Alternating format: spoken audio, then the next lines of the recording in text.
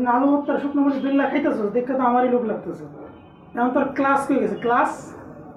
দূর, এত বেজর বেজর করিস না তো। বাসার মধ্যে আমি ক্লাস মেনটেন করুম নাকি? আর ক্লাস মেনটেন করলে কি আমি তোর লোকে কত কই? আইসে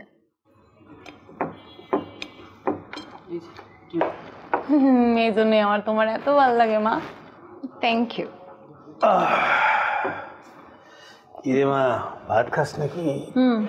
খা খা। তুমি হাইতে আসছো নাকি? হ্যাঁ, হাইতেই চলে আসলাম। কত টাকা বাঁচাইছো তাহলে? মনে কর 30-40 টাকা। হাইটে আসতে তো বেশি সময় লাগে না, খুব বেশি হলে 15-16 মিনিট। আইসা বসছি, অসুবিধা কি? আমার 30-40 টাকাও বাঁচলো। আর মা, আমি তো আর কোটিপতি না রে।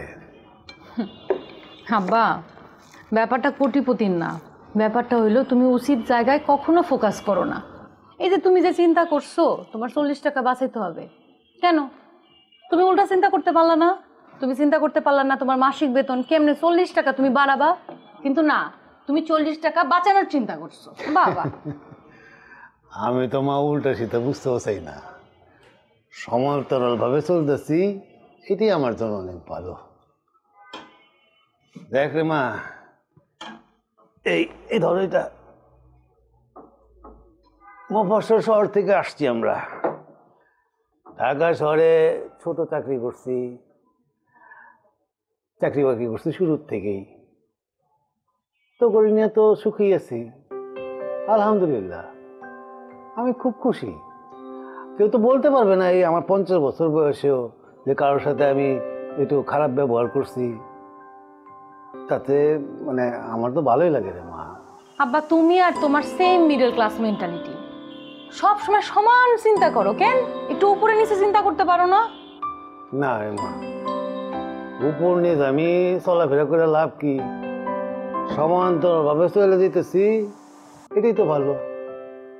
ও হ্যাঁ, একটা কথা ভুলে দেবো, তারপর বলি। আমি জানি না করবি। আরে বাবা, আমার পরি দেখো কত সুন্দর এবং যোগ্যতাও আছে, দেখতে শুনতে তো মাশাআল্লাহ। আর এটার লেগে মানুষে প্রস্তাব পাঠাইব, এটি তো স্বাভাবিক না রে? বলো বলো, শুনতেছি, কান খোলা আমার, বলো।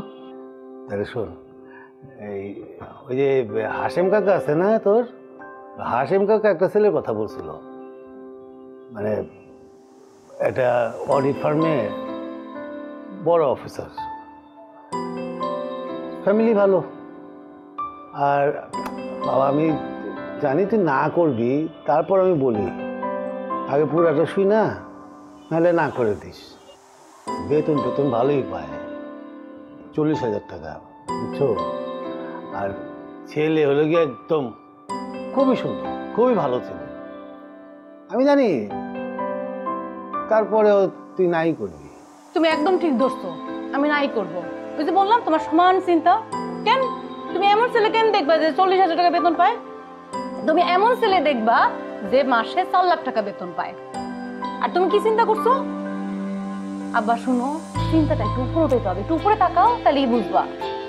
নইলে আমার আম্মার মতো লাইফ হইব। আর তোমার আর আম্মার মতো সবসময় চিন্তা করতে হবে প্রতিদিন কেমনে আমি 40 টাকা বাঁচাবো, সেগুলো আমি পারুম না। আই সামরা, কয়টা বাজে? ফোন কি খাইয়া ফেলবি? আয় ভাত খেতে। যা বাবা, ভাত খা।